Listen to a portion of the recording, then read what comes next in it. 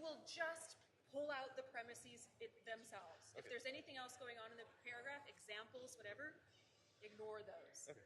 Yeah, good question. Professor, I wanted to ask, how would you know, like, if you said this was the conclusion part? Yeah. That was the conclusion, the last part, like near the end.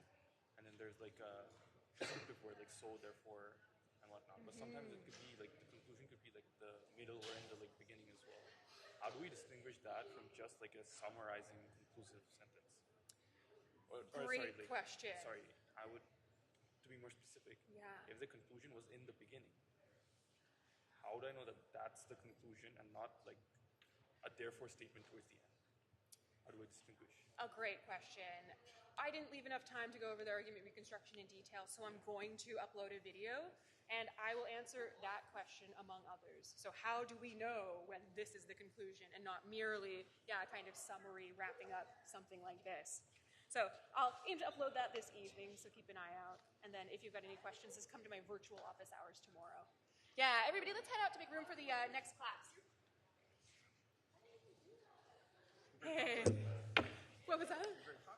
Well, it's exam review today, so indeed. I have some candy. Do you want any candy? No. Okay. You passed. So there you go. All right. Take care. See ya.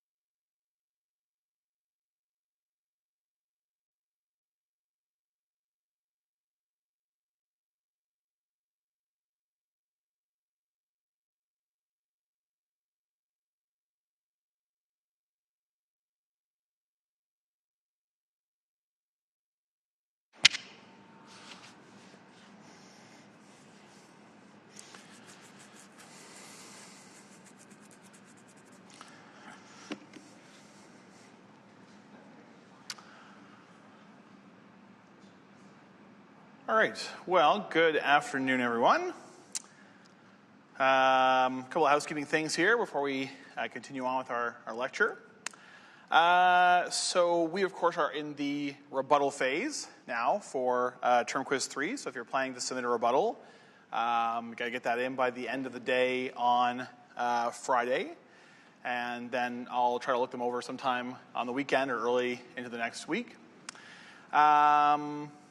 I wanted to kind of remind you that our 4th term quiz comes up right after reading week. It's the Monday and Tuesday right after reading week. So I'll just mention that today and tomorrow, because I won't see you for a full week before that happens. So just so you're prepared for that. And then, I posted an announcement on Tuesday that we've extended the 2% deadline for the 2% bonus deadline for completing short communication 1.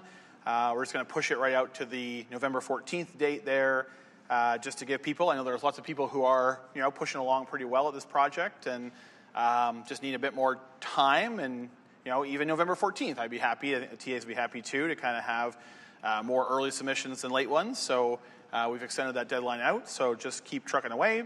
I'll just remind you that if you had a submission sitting there waiting for evaluation and it's been 3 business days, shoot me a quick email and I can have a look at it myself or try to nudge the TA either way. But we want to keep things moving in a timely fashion so that you don't get backlogged at some point. Other than that, I don't think I have anything else to say. Are there any questions about things before we continue on here? Everybody's all good? Okay. All right, so we are hopefully going to finish up this electrophysiology lecture here today, and then we'll switch gears to our next topic on synapses and neurotransmitters. We spent yesterday talking, or Tuesday, talking about action potential propagation speed. We learned that having greater axon diameter helps to speed up action potential propagation, as does myelination. And we went through and we talked about kind of the theoretical underpinnings of why that's the case.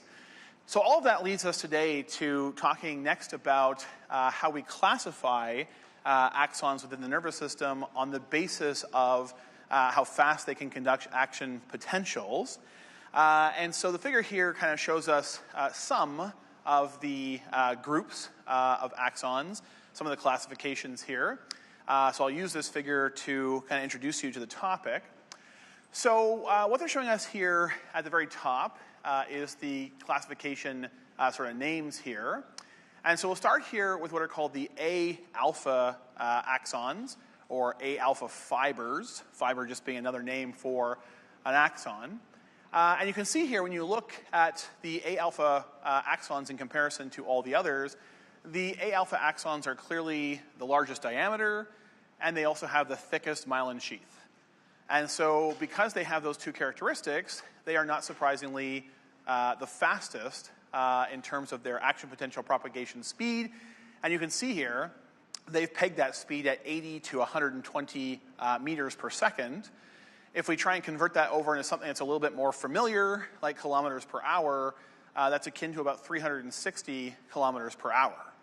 Right? So every time I put this number up, I think about driving in to work this morning down the 401. I may be going as fast as 120 at some time. So I mean, if there were action potentials driving down the 401 with me, I mean, they'd be those guys who are flying past you at insane speeds. That would be at least the A alphas. You can yell that out next time a driver flies past you, like goddamn A alpha, right? That'll remind you that these are the fastest of all the nerve fibers.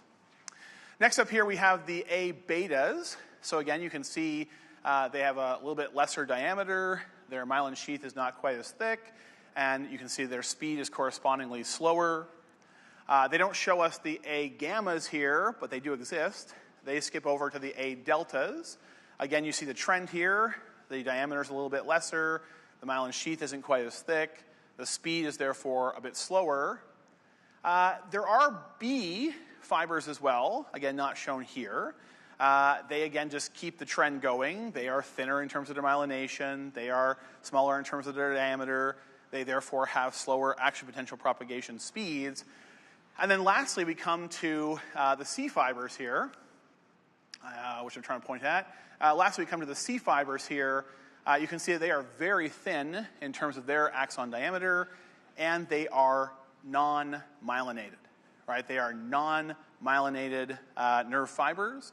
And so because of their very thin axon diameter, because of their lack of myelination, you can see here they have the slowest action potential conduction speed, down around 0.5 to 2 meters per second, which is akin to about 4 kilometers an hour, right? So kind of a walking speed. So there's quite a bit of a difference if you kind of put it into that perspective, right? Between A-alpha axons that are basically like cars flying down the 401 at max speed, all the way down to these C fibers that are basically people walking in terms of their speed. There's quite a bit of variation in terms of how fast these different types of axons can propagate action potentials.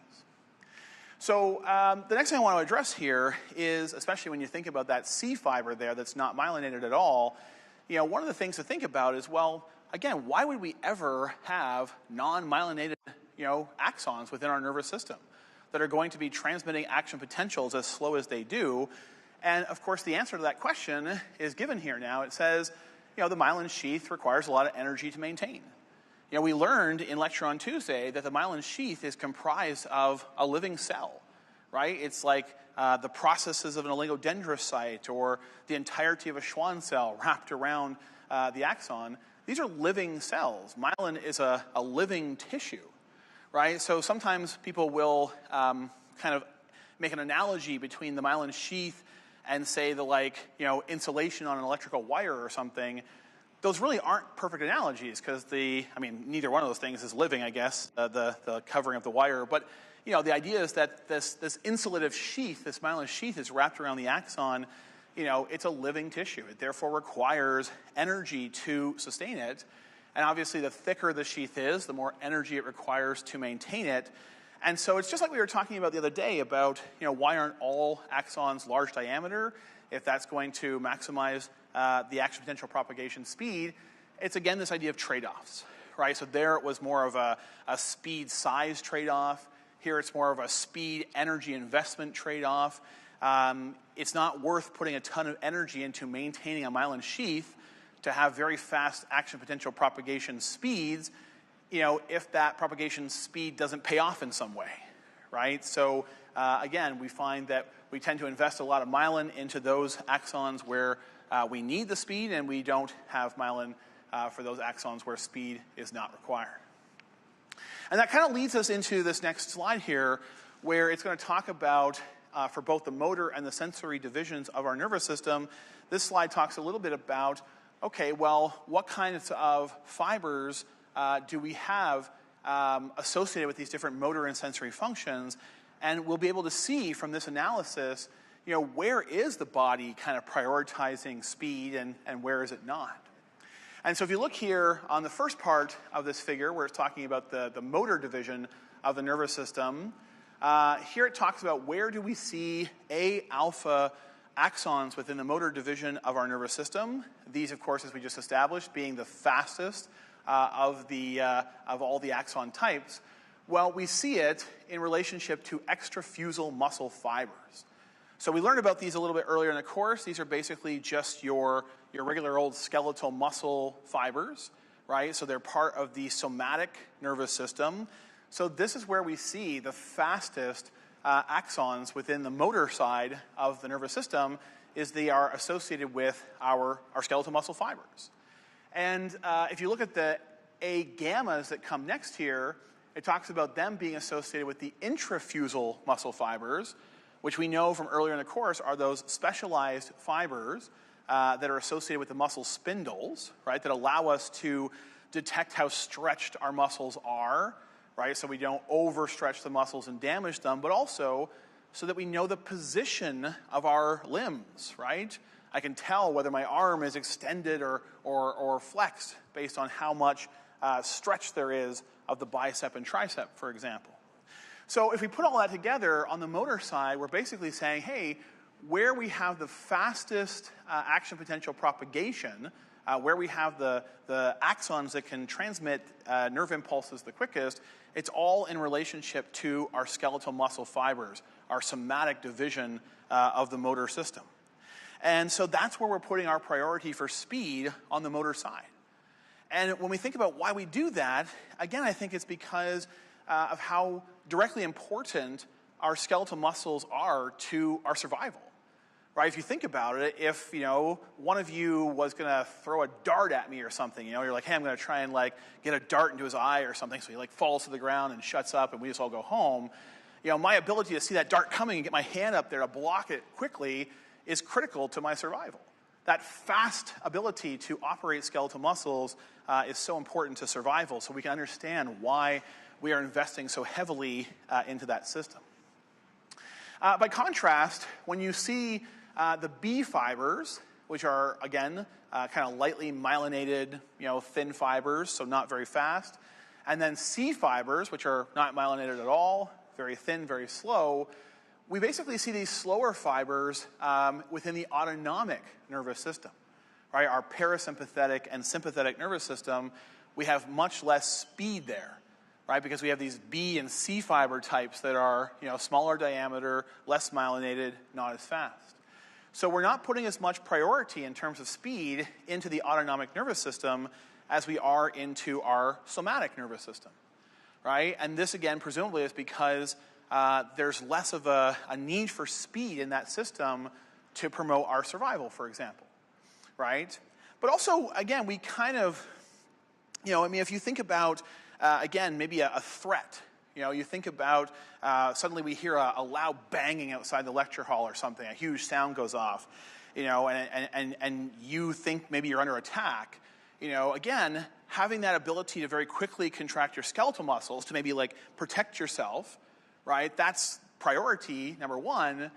You being able to ramp your heart rate up really quick so you can run out of here, well, that doesn't have to happen quite as quickly. I can run out of here even if my heart is kind of sluggish, because I could maybe rely on anaerobic metabolism for a period of time as I start running, and then once my heart finally gets going because I've turned on my sympathetic nervous system and activated my heart to contract faster, then maybe as I'm partly out the door, I can switch back over to aerobic metabolism.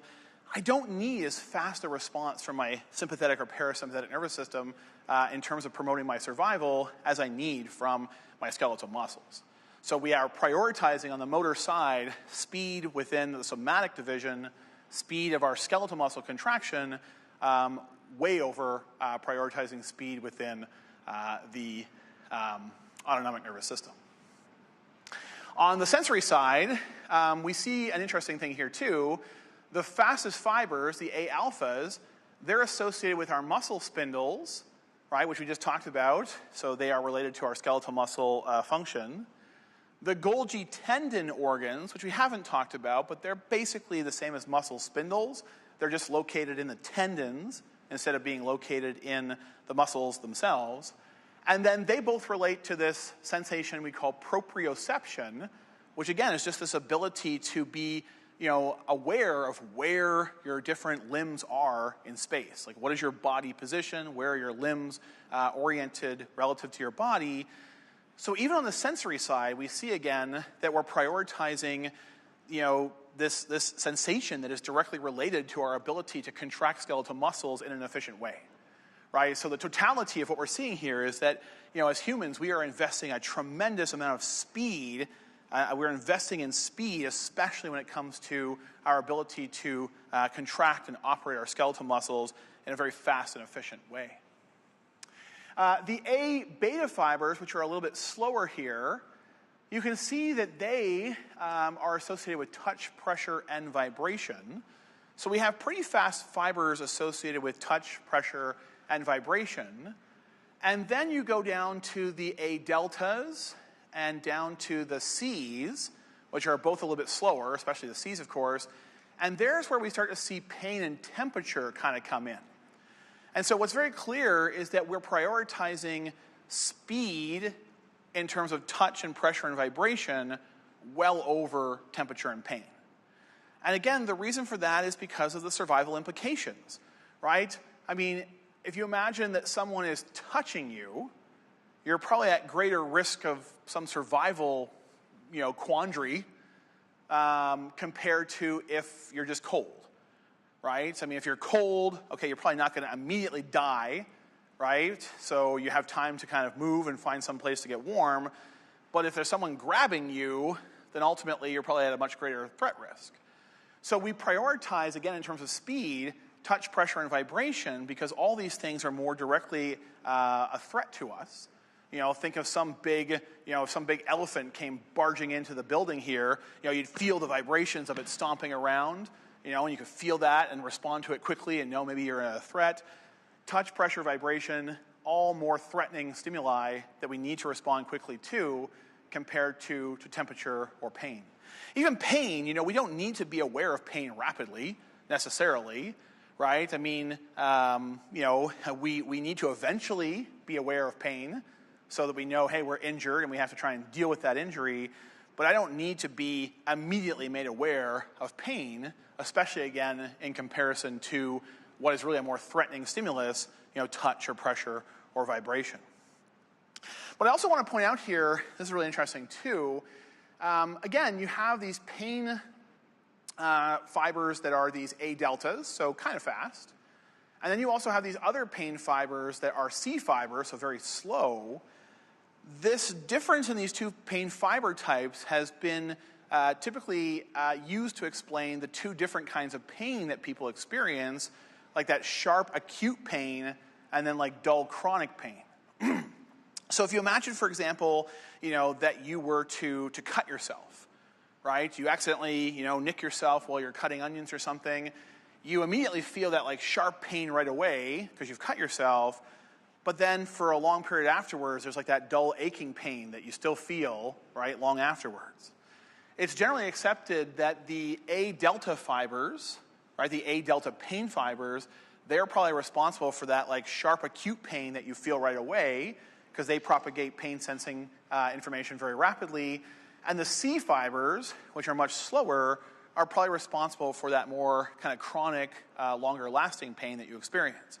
They send signals back to the brain more slowly, and so that kind of second pain that you feel, that more kind of chronic pain after the fact, is likely due to the C fibers finally having sent their pain information back to the brain. So that's what we currently believe anyways. What I also want to showcase here is not only do these different types of axons propagate action potentials at different speeds, they're also differentially sensitive to stimuli as well. And so that is what I'm going to show you here in this figure. So on the right-hand side here is just the setup for how you measure the data I'm going to show you. Anybody that's done B32 here, the setup will seem familiar because you've probably done stuff with the crab nerve, for example, in that course if you've taken it. If not, then let me just walk you through what we have here. We have a piece of a nerve here in yellow, and on one end it's connected to a stimulator, so we can basically stimulate it electrically. And on the other end, you have a recording electrode that's basically monitoring the membrane potential, so we can see action potentials occur. And then that recorder is connected to an amplifier just to make the signal easier to see. And then you can ultimately see how that's connected to a computer, and especially a computer monitor, so we can just visualize the results. And so then here are the results on the left-hand side. So you have these four different plots they have here, one on top of the other. You can see that in every plot, we're going to apply a stimulus at time 0, and then we're going to see what happens within this fiber. How does it respond? And you'll notice that they tell us that at the top, we have the weakest stimulus, and then as we go down the plots here, we are increasing the stimulus strength. So if we look at the very top plot first, what you will notice here is that when we apply a very weak stimulus to this nerve, we see one kind of response here. That's it, right? And it says that those are the A alpha fibers. So what that tells us is the A alpha fibers, we already know they're the fastest of the fibers, but they're also the most sensitive to stimuli, right? Because they're the only fibers that have actually responded to this weak stimulus, so they must be the most sensitive to that stimulus, right? And you can see here, too, how quickly we apply the stimulus again at 0, right? And then that stimulus leads to a response that we're detecting way down there at the other end of the nerve, within a millisecond, right? So we're transmitting, those A alpha fibers are transmitting their action potential very rapidly across the length of this nerve. If we go to the second plot here, so we're applying a little bit stronger stimulus now, you can see that 2 peaks show up, right? So the A alphas again appear, but now another peak comes up, which is the A betas. So the A betas are the second most sensitive. So we're starting to see this kind of relationship between speed and sensitivity. They seem to be directly correlated. You'll also notice here, of course, the A betas being a little bit slower. That's why they show up to the recording electrode just a little bit afterwards, after the A alphas did, right? The signal doesn't travel as fast through the A beta fibers, so it doesn't get to the recorder as quickly, and that's why that peak shows up a little bit later. You go on to the third panel, and now you have 3 peaks showing up when you apply a slightly stronger stimulus. Your A alpha, your A beta, but now your A gammas show up, right? So they're the next most sensitive.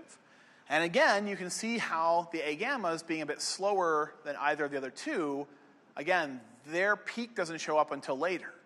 It takes longer for the signal to travel down those A gammas to get to the recording electrode, so it shows up a little later. And then in the final plot here, they just kind of give up and just give it the max stimulation here. They don't want to go through piece by piece. But you can see now, the A deltas come on board now, the B's come on board, the C's come on board. So as you keep adding more and more strength to the stimulus, you keep recruiting these, slower and slower nerve fibers. So again, that direct relationship between propagation speed and stimulus responsiveness is clear. But again, we can see here how the A deltas and betas, again, both being slower than the A alpha, beta, gammas, their peak shows up a little bit later. And then the C's, being not myelinated, very thin, very slow, their peak shows up way later. And again, there's almost a 50 millisecond difference there in terms of how fast the A alphas are transmitting action potentials relative to how fast the C fibers are. Right? So again, we can appreciate that there are different types of axons. They propagate action potentials at different speeds. They have this directly correlated difference in their sensitivity to stimuli. And we can then again see from the figure above, the table above, that we are putting these different types of nerve fibers in different locations within the nervous system, prioritizing speed, especially in our skeletal muscle and movement, and things like touch pressure and vibration, and not investing as much speed into the autonomic nervous system or to pain or to temperature, right? Because we can't maximize everything. Otherwise, we'd have too many large fibers, too much expense in myelination. We have to make some decisions. For like C and the delta and B, the stimulus is like spread out on a large area. Is that like positive for certain applications of the body? Like, Is it? Imagine like you give like one stimulus that gives us like a response that's like a prolonged response. Yeah. Which I think, again, is kind of like going back to the idea of the chronic pain. Yeah, you have this much longer responsiveness to that pain. I mean, the reason you get that spread there, I think, is because you've got some variation. Like the C fibers, for example, probably aren't all one uniform diameter. So if they're all a bit of variable diameters, then they're all going to transmit signals at variable speeds. But you're right, that could lead then to that one pain signal basically coming back to the brain over a prolonged length of time because of that variability, which then increases the chances that you're also going to respond to it. So yeah, there could be value in the spread for sure, could have value here in terms of it being like a repeated stimulus, one stimulus leading to repeated signals coming in at different times to the brain. Almost like a temporal summation kind of a phenomenon. Yeah, that makes sense. Yeah. Okay, the next thing I want to talk a little bit about here is myelination. And we already know that myelination speeds up action potential propagation. I want to talk a little bit about how, some factors that can affect the degree to which nerve fibers are myelinated. And so one of the factors I'll talk about first here is age. And so I have this plot here where they're showing us age on the x-axis, and then they're showing us on the y-axis something called fractional anisotropy, which is basically a measure of how much myelination is present. Now, let me just kind of walk you through very briefly what fractional anisotropy is. How do we actually use it to measure myelination? Like, how are these things related? So the way we measure fractional anisotropy involves an MRI-based technique. So most of us are familiar with the idea that MRI can be used for, say, brain imaging, right? And so on the picture on the right here, it says they're showing us a standard MRI image, and we would do an MRI of someone's brain to maybe look at the structure of the brain. And you could use MRI on other parts of the body, too, to look at the structure of other parts of the body. but that's how we're most familiar with MRI, as kind of this structural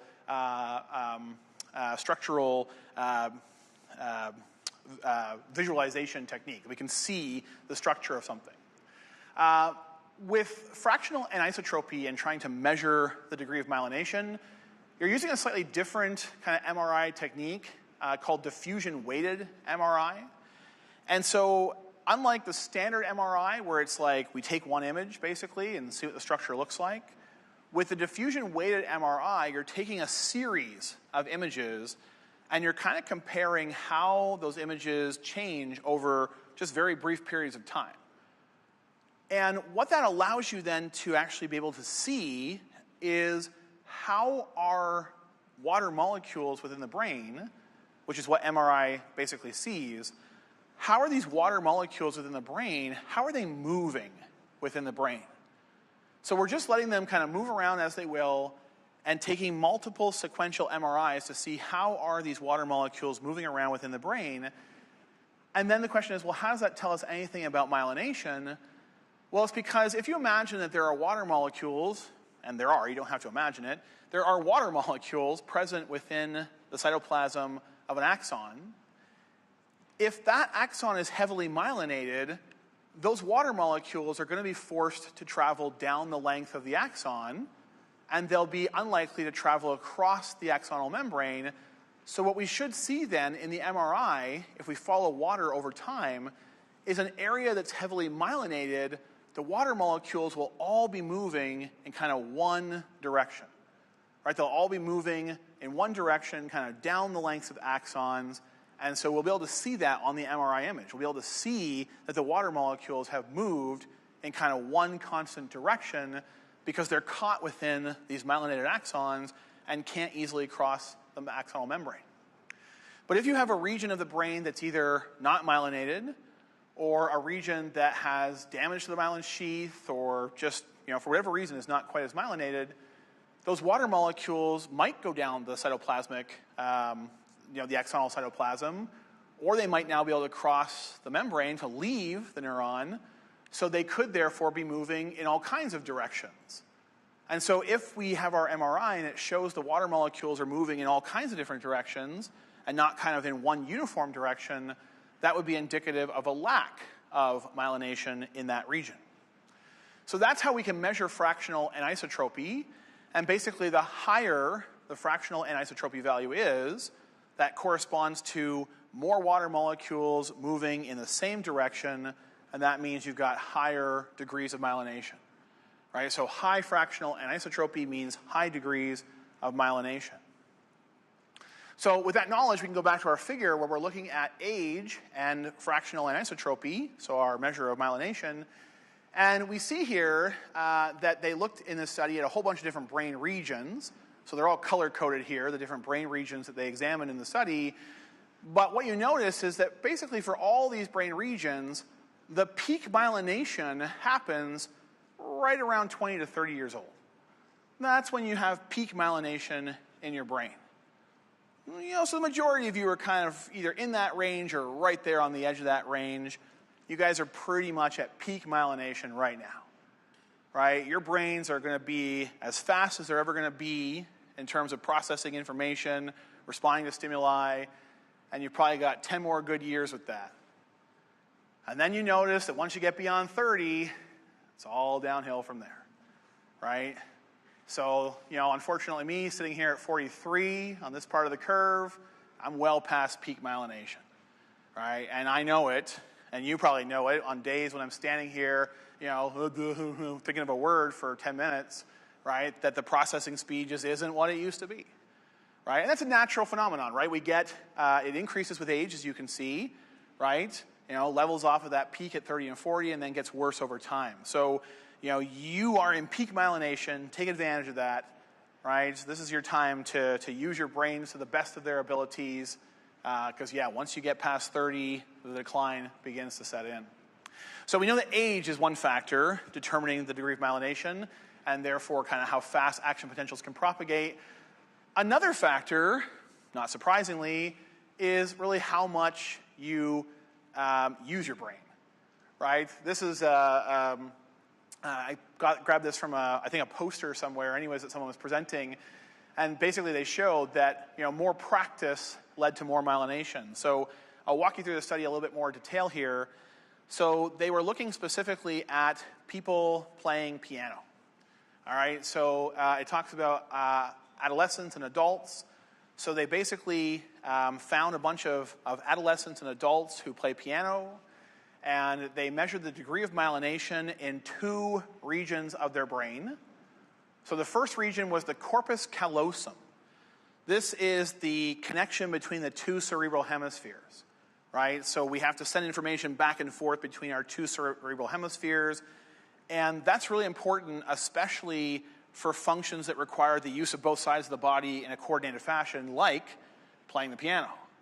I don't play the piano, but even I know that I need, ideally, if I'm a good piano player and not someone who's just trying to play chopsticks with one hand, I need to be able to work both hands in a highly coordinated fashion in order to play the piano. The corpus callosum then allows for, both hemispheres of the brain to communicate so that they can control the movements of both sides. And the faster that communication is happening, obviously the more coordinated your movements are going to be, and the better a piano player you're going to be. And in fact, you can see here in this study, they showed that how myelinated the corpus callosum was in these piano players was positively correlated with how many hours of their life they had spent practicing, right? So, again, and look at the number here. It's 10 to the power of 3 hours, right? So, some of these people had practiced 6,000 hours, right? I don't know how much that translates into in terms of days. I'm on the top of my head here. My processing speed is too slow, but that's a lot of fucking time spent playing a piano practicing, right? So, long story short here, if you want to get good at something, you have to work at it, right? And your brain will actually respond, right? That those parts of your brain that you're using with that repeated practice, your brain starts to say, hey, it's worth investing in myelinating these brain regions because that speed is actually going to benefit you. That energy cost you're putting in is actually going to yield benefits in terms of you being a better piano player. The other brain region they looked at here is something called the arcuate fasciculus. This is a part of the brain that sort of translates written things into motor output. And so in the case of playing piano, this brain region would be involved in you seeing the musical notes on a piece of paper, or piece of paper, but you seeing the musical notes on the sheet music, and then being able to, coordinate that with the movement of your fingers to play those same notes on the piano.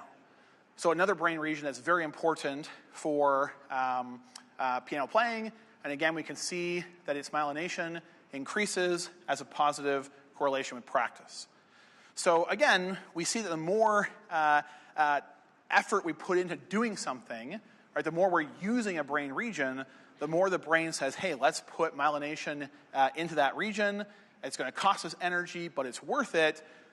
But of course, the opposite is also true, that if you don't use a certain part of your brain, likely it will undergo demyelination, right? And you'll just get worse and worse and worse at that particular function. So as is so much the case with the body, it's use it or lose it, right? You use it, and the brain responds by saying, I'll myelinate this more. If there are parts of the brain you're not using as much, the brain says, hey, I'll take away the myelination here, because it's just not worth the energetic investment to put that myelination there. Last thing I want to talk about in this lecture topic is to talk about demyelinating disorders. So what happens when your myelin sheath gets lost? And so as it says here in the top right corner, there are 2 major demyelinating disorders. There's multiple sclerosis, which most people are fairly familiar with. This is a demyelinating disorder of the central nervous system. But then there's also Guillain-Barré syndrome, which is a similar disorder, a demyelination disorder within the peripheral nervous system. Right? And so they share a lot of similarities. What I want to do is I want to walk through kind of not so much what causes the demyelination. There's always a lot of question marks around that still. Mostly, especially with multiple sclerosis, most of the evidence points towards it being autoimmune, right? So there's probably some myelin protein or some myelin antigen that the immune system mistakenly attacks and destroys the myelin. But there's still enough of a question mark there that I don't really want to deal with it. What I want to focus on is just what happens after the myelin sheath has been destroyed, right?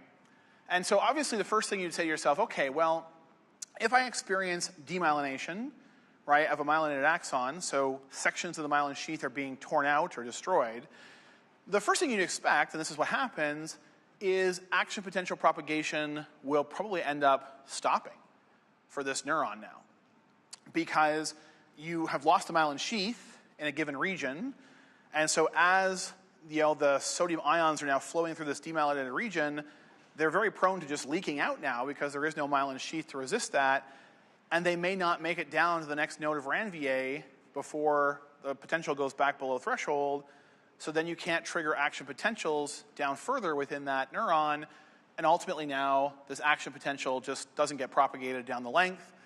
You may have a difficult time doing things like stimulating, muscles to contract, for example. And yeah, a lot of people who have multiple sclerosis, they go through these periods of time where, they're trying to do something. They're trying to contract some muscles, and they just can't actually execute because the action potential is dying now as it passes through these demyelinated sections.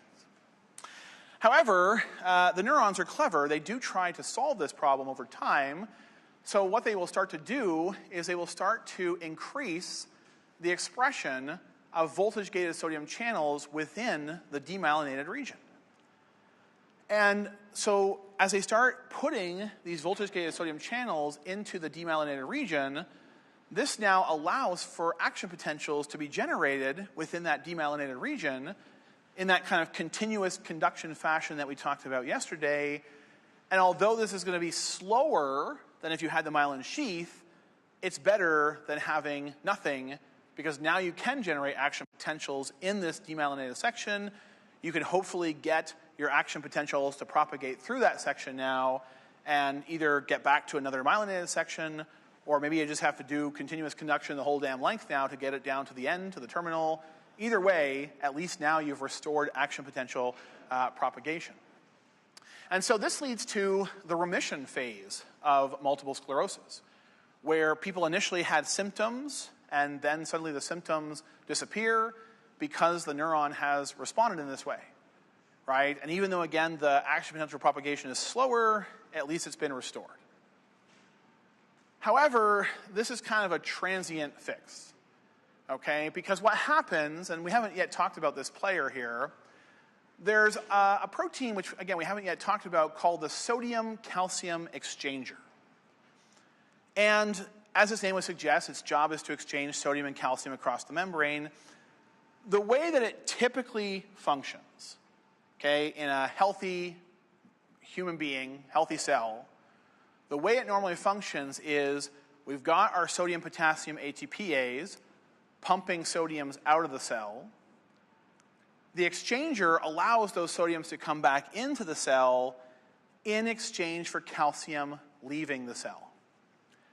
And so the calcium-sodium exchanger here kind of works hand in hand with the calcium ATPase to get calcium out of our cells.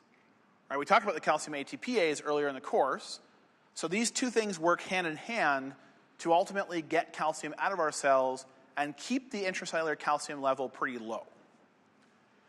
But what happens here in this remission phase of multiple sclerosis or Guillain-Barré syndrome is that you've still got your calcium-sodium exchangers there, but they start working in reverse. The reason is because now you've got so many voltage-gated sodium channels in this demyelinated section, letting so much more sodium into the cytoplasm of this neuron than when it was myelinated, that you have to turn these calcium-sodium exchangers around to start getting all that sodium back out that's coming in. You don't have the sodium-potassium ATPase capacity to deal with this here, so you're using the exchanger to say, okay, I got all this sodium coming in because I've got all these new voltage-gated sodium channels I put in here to restore action potential propagation. All this sodium is coming in and I have to get rid of it, and so the exchanger works in reverse. It starts getting the sodium out but brings calcium in its place. And the problem with that calcium influx is when calcium levels in the cell get high, and especially for any chronic period of time, that actually leads to apoptosis. It leads to proteases being turned on. It leads to phospholipases being turned on. It leads to the cell eating itself from the inside. So we're going to talk more about this in the synapse and neurotransmitters lecture too. But whenever calcium levels get too high within a cell, within the cytoplasm of the cell, right, that basically is a cell death signal. And so, yes, you had this remission phase where things were good, but then what happens in the long term is as all this calcium now starts to come into the axon, ultimately that leads to the death of that axon. And so you go from, I've got symptoms to remission to now symptoms again, right? The initial symptoms were due to the demyelination and the inability to propagate action potentials. The remission was brought about by increasing the expression of these voltage-gated sodium channels to try and still allow for action potential propagation to occur. But then the final set of symptoms is reflecting how that remission phase and the expression of those voltage-gated sodium channels ultimately leads to this intracellular influx of calcium that causes apoptosis and damage to that neuronal axon. And then once the axon gets damaged, ultimately you can't propagate action potentials anymore. And so now the symptoms are going to be kind of permanent at that point. Okay, so that ends that. Still got 10 minutes, so I'm going to at least start the synapses to get through just the little, kind of dull first parts. If I can figure out where my cursor went to. There it is. And then that way tomorrow we're past the little dull introduction parts. And we can hopefully talk about cooler things. So yeah, just a few minutes here just to kind of get us started on this topic, kind of a foreshadow for tomorrow. So yeah, our next big topic, and it's our final nervous physiology topic. And I'm hopeful, it's only week 8, so I'm hopeful that we'll have a good couple of weeks at the end where we can talk about the cool stuff related to reproduction. Our last nervous physiology topic is synapses and neurotransmitters. This, again, I think I mentioned before, is a topic I had pulled out of the course for a couple of years, and then apparently it was causing all kinds of chaos at the D-level courses where you need to know this information, so it's come back. Okay, so we start with synapses, and we already know a lot about synapses, so again, this is just nice, light review. The synapses, of course, the word synapse, as it says here, comes from Greek, and it literally means to join together. And so what do synapses do? They literally join neurons together. And so you can see that pictured here. We've got 2 neurons, and the place where they are connected together is called the synapse. Now, when we are looking at the 2 neurons that are joined together by a synapse, one of those neurons will be called the presynaptic neuron. That will be the neuron that is sending nervous communication out. And then the neuron that is receiving that nervous communication will be called the postsynaptic cell. So you'll hear these terms a lot. Pre- and postsynaptic neurons, pre- and postsynaptic cells. The presynaptic neuron is sending out the nervous signal, and the postsynaptic cell is the receiver. It's being stimulated by that signal. Now, of course, what we have to appreciate is that, a given neuron can be either presynaptic or postsynaptic, depending on the particular synapse you're looking at. So again, when we're looking at this synapse here, right, this is clearly the presynaptic cell, and this is the postsynaptic neuron here. But if we imagine that there was a neuron up here, kind of synapsing over here with this neuron, well, now this neuron would be a postsynaptic neuron if we're thinking about that particular synapse. So the terms pre- and postsynaptic neuron or pre- and postsynaptic cell, they are relative to the particular synapse that you are looking at. And so all neurons are pretty much going to be, most neurons will be pre- and postsynaptic, just depending on which particular synapse you're actually looking at. We also have to appreciate that in the peripheral nervous system, the postsynaptic cell could be a neuron, but it could also be a muscle cell or a glandular cell, because we know that that's what the peripheral nervous system does, right? It communicates with those effector cells, the muscles and glands of the body, to contract them or inhibit them or make them secrete or whatever. So we could have a synapse between a neuron and a muscle cell, and the neuron would be then the presynaptic cell, and that muscle cell would be the postsynaptic cell. And then the other thing we have to appreciate here is that the picture that I originally showed here is a little bit misleading because it makes it look as if there's like a physical connection between the pre- and postsynaptic neuron. But as we already talked about earlier in the course, and I just wanted to remind you about it here, that's not the case. As this little figure shows us here, here's the axon terminal of our presynaptic neuron, and here is, say, the dendrite or cell body of our postsynaptic neuron. I guess here, I don't know why I'm pointing at the words, here, and we clearly have this space that is between them. And we call that space the synaptic cleft, right? So there is no physical connection between the pre- and postsynaptic neuron. You always have this fluid-filled space, and I should emphasize it's a fluid-filled space, right? It's going to be filled with interstitial fluid. Always these pictures make it look like it's air-filled or something, but it's a fluid-filled space filled with extracellular fluid, filled with interstitial fluid. And what we have to appreciate, therefore, is that the nervous communication that is happening between two neurons, for example, that communication has to happen across that cleft, right? Whether we're talking about the diffusion of neurotransmitters, whether we're talking about the flow of sodium ions from one neuron to another, whatever the mechanism of transmission, you have to get across that synaptic cleft. I want to introduce you at this point to, again, just some terminology for the different kinds of synapses that you find within the nervous system. So here we have a couple of presynaptic neurons, and then down here, actually we have 3 presynaptic neurons here, and this one postsynaptic neuron here. They highlight for us a few different types of synapses. They give us a few different names to think about here. So the first is the axodendritic synapse. So this is where the presynaptic neuronal axon synapses with the dendrite of the postsynaptic neuron. So we have an axon synapsing with a dendrite, so hence axodendritic. Here they're highlighting for us something called an axosomatic synapse.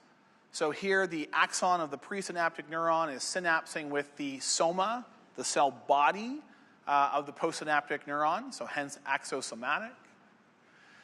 Those are the synapses that people most often think about. But here's another one which we're going to go into more detail about later, the so-called axoaxonic synapse. In this case, the axon of your presynaptic neuron is synapsing with the axon of the postsynaptic neuron, hence axoaxonic. And we're going to go into more detail about this a little bit later in the course, but this kind of synapse is largely to allow that presynaptic neuron to directly control how much neurotransmitter gets released from the axon of that postsynaptic neuron, right? It'll actually, again, we'll go into the details of this later, but this kind of synapse is really about, this presynaptic neuron being able to either increase or decrease how much neurotransmitter gets released from the axon terminal of that postsynaptic neuron. Are you okay over there? Yep. Okay. Just want to make sure. I don't want your death to be recorded. I should wander over here so the camera gets over here more. Okay, so those are the 3 kind of main ones here. I'll introduce you to the last one, which is not on this figure, and then we'll pick this up tomorrow. I want to introduce you to an interesting kind of synapse called the AUTAPS, which stands for, or basically is derived from, the auto synapse, which basically means it's a synapse between a neuron and itself. And so here you can see we've got these 2 neurons, one in green, one in blue. They're telling us the green is the presynaptic and the blue is the postsynaptic neuron, and you can see a synapse here. So this blue neuron can be excited or inhibited through this, this usual axodendritic synapse that we see here highlighted as a synapse. But the really cool thing here is that this blue axon this blue neuron has an axon that then has this part that kind of curves back and it forms a synapse with itself, with its own dendrite. So that part of the axon that turns around and goes back towards the dendrite of the same neuron, that's called a recurrent collateral axon, right? And so it's an axon that, again, just kind of recurrent means to go back. You're basically turning around, going backwards, and synapsing with yourself. And so this blue neuron can be excited or inhibited both by the synapse, so from that green neuron, but it could also be exciting or inhibiting itself through this AUTAPS, this autosynapse. And so I'll leave it there. We got through the terminology, but tomorrow we'll come back and talk about these AUTAPSes and like, what are they used for? Under what circumstances would we see AUTAPSes? Because, we used to think of them as just like wiring errors in the brain, but we now have ample evidence that they're actually really important structures. So we'll talk about them tomorrow, and enjoy the rest of your day. I'll see you tomorrow.